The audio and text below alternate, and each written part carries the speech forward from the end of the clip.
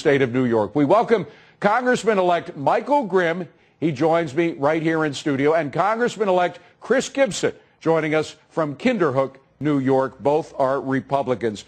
Colonel Gibson, let me go to you first. First of all, congratulations to both of you guys. Wonderful races you both ran. We love it when the military, which served us as troops, are in Congress, serving us in that regard. But surrender, you're both familiar, very much so, with the concept of surrender. Not that you guys ever had to do it, but you know what it looks like. Is that what the White House is doing now with regard to taxes? Colonel Gibson, first to you.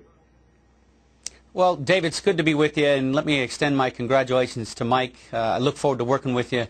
The way I see this is really just a pragmatic approach, I think, from the administration, recognizing the results of the election and also seeing the fact that 9.6% unemployment, with no projections of that coming down anytime soon, that we need a new approach to grow the economy.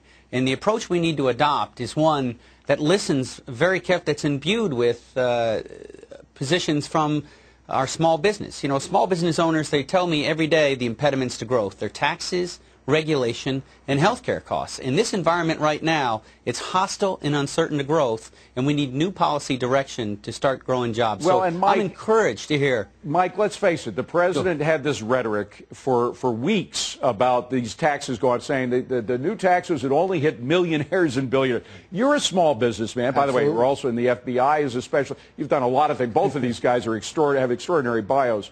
But as a small businessman, when you heard the president say tax hikes that probably would have affected your business are only going to millionaires and billionaires, what did you think? I mean, the public didn't buy that. Well, it's very simple. I thought he was out of touch. And I think that's why this election was such, it resonated. I really do believe, and my hope now is that the president will start to move to the center.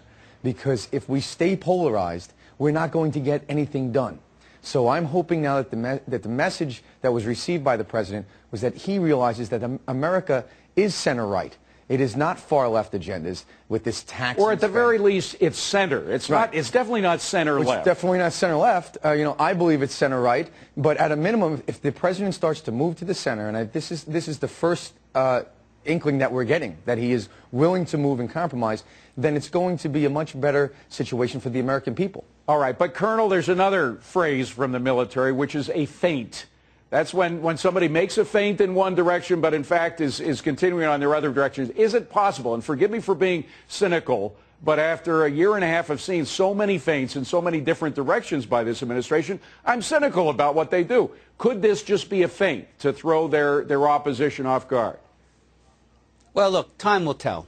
But what we really need now is just some commonsensical approaches. You cannot create jobs by raising taxes.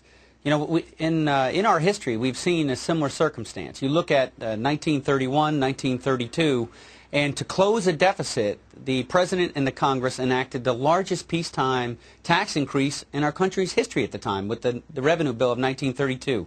And you'd think with that big tax hike that revenues went up, except for they went down from $2.1 billion to $1.9 billion. So look, this is not the time to raise taxes. It's just common sense. We need to work on creating jobs, and to create jobs, we need to remove the impediments to growth: taxes, regulation, health care costs. But, Michael, I got to ask you the same question, because you seem open-minded to the president's change of heart on this matter, but don't you think that in his gut he still believes in this process of redistribution of wealth? And that's why he was going for the tax increases on the wealthiest, and he still, in his heart of hearts, really believes that. No question. I believe that President Obama is an ideologue, and we're never going to change that. However, at the same time, he has heard the message. There is you think he has? Because last week the concession speech to the Republican victors didn't seem to say that. If he has any desire to be elected again, then he has to move to the center. There's no way around that. I'm hopeful. Again, do I believe he's an ideologue? Absolutely. There's no question that he has a far-left agenda in his heart.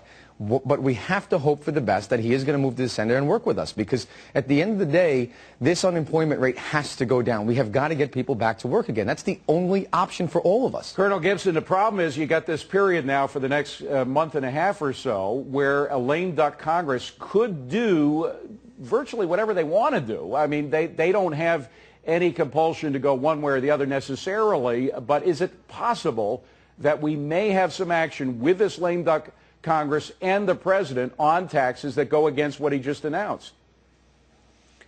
Well, look, if history's any guide, it probably will not be the case. You don't see ambitious agenda being enacted during a lame duck session, but we're just going to have to wait and see. I will tell you that the new majority that's coming to the House is very resolute. We understand the mandate, and we're going to work to change this environment that right now is hostile and uncertain to growth to make it more facilitating by addressing tax and regulatory policy and by repealing and replacing the health care bill. By the way, we just had this report, the Debt Commission report. I don't know if either of you had a chance to look at it, but basically what we had yesterday was screaming by liberal Democrats saying that this very mild approach to cutting the deficit was far too much. Where do you think the president's going to come out on this? Well, it's insanity at this point. We have an insatiable, relentless desire to spend. We're addicted to spending in this country. And if we don't get that under control, then there'll be no country left. We are at a point where the amount of debt that we have increased is jeopardizing our national security. We're jeopardizing our future generations' ability to have the American dream. So we have to pull back. The far left agenda that doesn't see this simply we have to hold fast, we have to be resolute, we have to remain vigilant, and we have to fight that fight. We cannot compromise when it comes to cutting the spending. And Colonel, the only way you can cut spending, as far as I can see, is just starving the beast. That's one of the main reasons I'm against tax increases. Of course, it would cut down on incentives for businesses to expand. It would also hurt the job picture even more. But if you give Washington any more money, they're going to spend it. They're not going to use it to pay down the debt.